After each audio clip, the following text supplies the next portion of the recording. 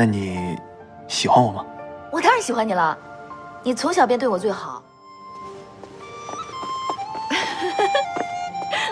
你这笑话都太好笑了，都是从哪里听来的？只要你开心啊，让我说个3天3夜也行。我呀，只希望你天天开开心心的，早些养好伤。你说的对，咱们做神呢，最重要的就是开心了。那你开心吗？我开心啊。那你喜欢我吗？我当然喜欢你了，你从小便对我最好，我最喜欢的神就是你了。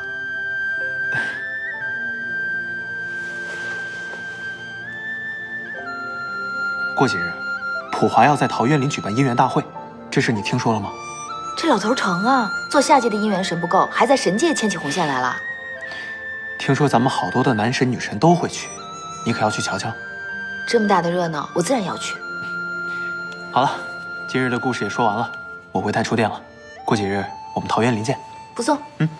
走了。你总算来了。我来不来与你何干？我一直在找你。我看你方才在那边气得紧啊。明明是如坐针毡。真是笑话！那天我追你追出朝圣殿，你都不回2下头的。听说你9幽的伤还没好，这药能够治外伤，还可以增加灵力。拿着。小伤，以无大碍。哦，对了，那日我十分失态，还请你多包容。等一下。什么事？你曾埋怨我当众驳你的颜面，上古。今日本尊是特地向你来道歉的。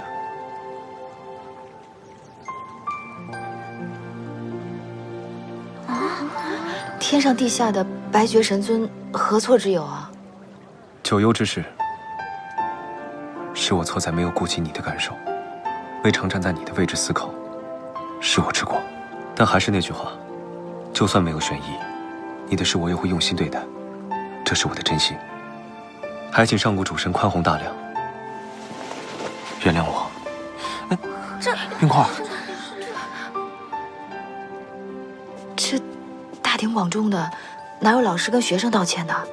快起来！